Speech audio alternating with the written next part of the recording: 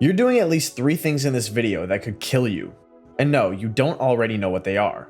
That cockiness, it's the first deadly habit right there. These aren't just annoyances, they're the exact habits that put riders in hospitals every single day. I've watched it happen. I've pulled friends out of ditches because of them. In the next 10 minutes, I'm going to show you the 10 deadliest motorcycle habits that are killing riders in 2025. Let's get into it. Habit number 1, overestimating your riding abilities. That confidence after a few thousand miles, it's a killer. You think you're better than you are. But here's what no one tells you. The most dangerous riders aren't beginners, they're intermediates with just enough skill to get themselves killed. You know what EMTs call riders with 2 to 5 years of experience? Organ donors.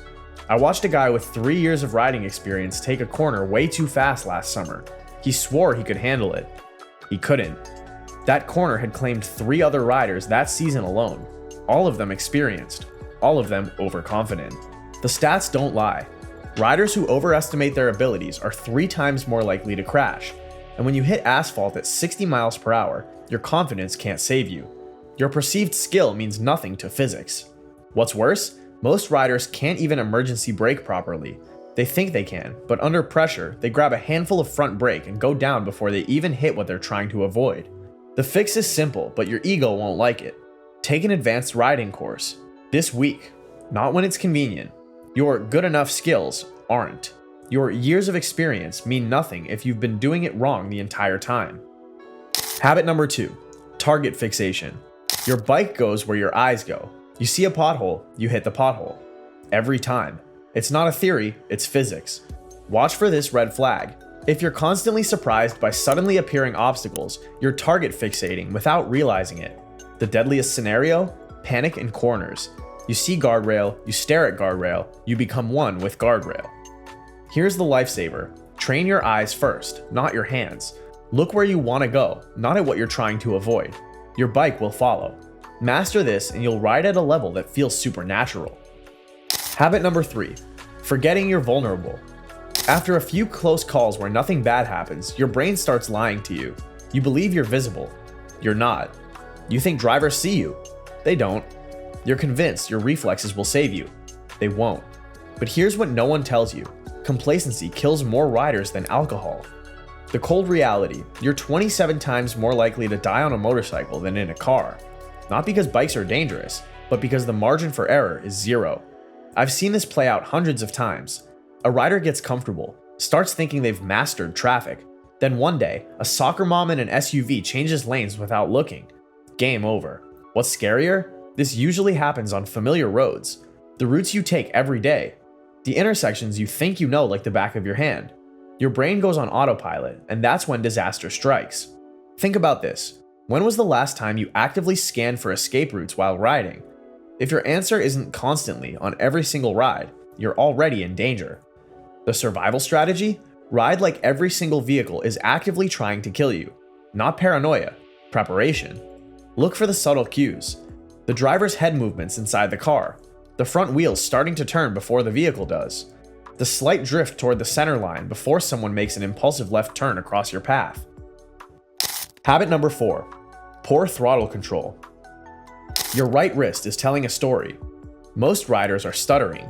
Jerky throttle isn't just uncomfortable, it's deadly. It breaks traction when you can least afford to lose it. Watch for this red flag. If your bike feels twitchy, it's not the bike, it's you. The physics is brutal. A sudden throttle cut in a corner unloads your suspension and washes out your front end. Game over. Want the pro secret? Think of your throttle like controlling the volume on sleeping baby's room. Smooth, deliberate, precise. Practice slow speed throttle control daily, not just on weekend rides. Your life depends on finesse, not speed. Habit number 5, assuming the coast is clear. Every blind corner is Schrodinger's curve. There both is and isn't a stopped truck around that bend until you can see it.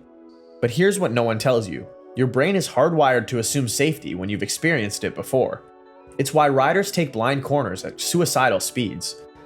There's this curve on my local canyon road, taken 85 riders in the last decade.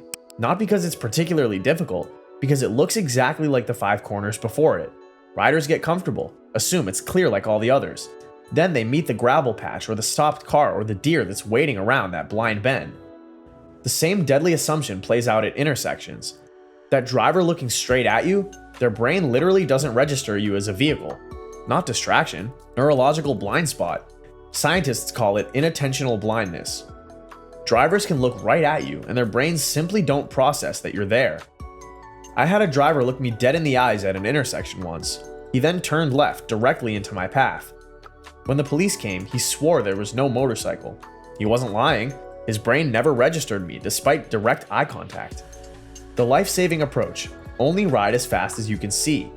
Period. No exceptions. If you can't see the exit of the corner, assume there's something deadly waiting there.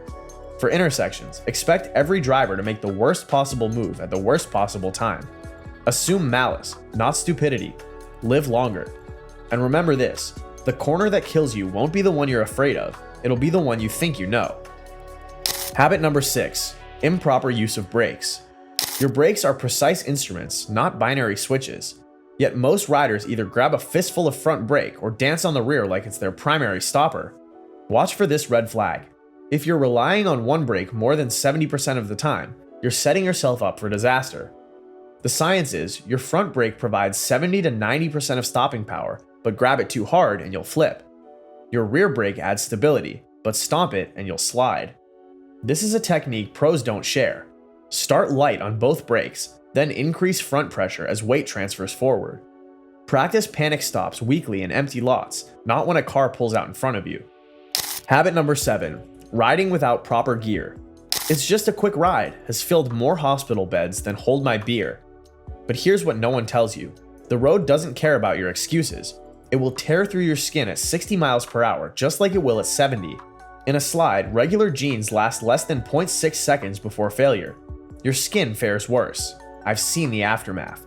Road rash isn't just painful, it's debilitating. It gets infected.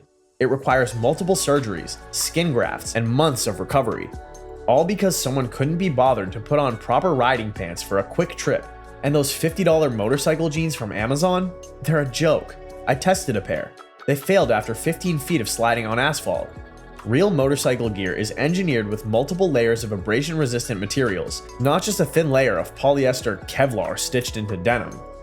Don't even get me started on riders without gloves. Your instinct in a crash is to put your hands out.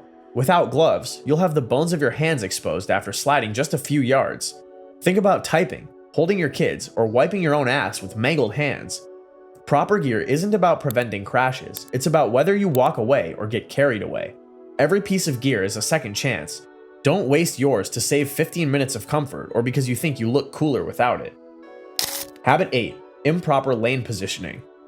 Where you position your bike isn't just preference, it's life or death strategy. Watch for this red flag. If you ride in the same lane position regardless of your context, you're doing it dangerously wrong. Most riders default to the center. Others hug lane edges, invisible to drivers making lane changes. The tactical approach is to change your lane constantly based on threats. Left third when watching for left turners, right third when passing parked cars, middle only when it's the least dangerous option, never by default. Habit number 9: failure to understand countersteering. Here's what no one tells you.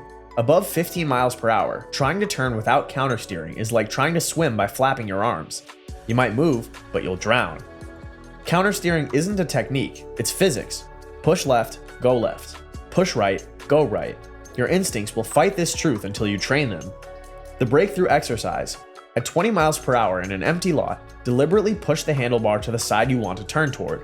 Feel the bike respond instantly. Once this clicks, you'll ride at a level that seemed impossible before.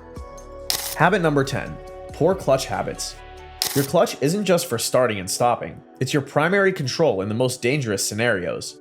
Watch for this red flag. If low-speed maneuvers make you nervous, your clutch control is killing your confidence. The friction zone isn't just a motorcycle term, it's your lifeline in traffic, tight turns, and emergency maneuvers. Yet most riders treat their clutch like an on-off switch. Your clutch control is literally the difference between smooth riding and panic in critical moments. When you need to make an emergency maneuver, you rarely have time to downshift properly. Good clutch control lets you instantly access your bike's power without lurching, stalling, or hesitating. Bad clutch control means you're frozen for that critical half second that decides everything. If you can't do tight U-turns without putting your feet down, your clutch control needs work, and that work might save your life when you need to make a split-second maneuver in traffic. I guarantee you're guilty of at least 3 of these deadly habits. The question isn't if they'll catch up to you, it's when. Which of these habits hit close to home? Drop it in the comments. If this video scared you, good. Fear keeps riders alive. Subscribe for more life-saving techniques that nobody's talking about.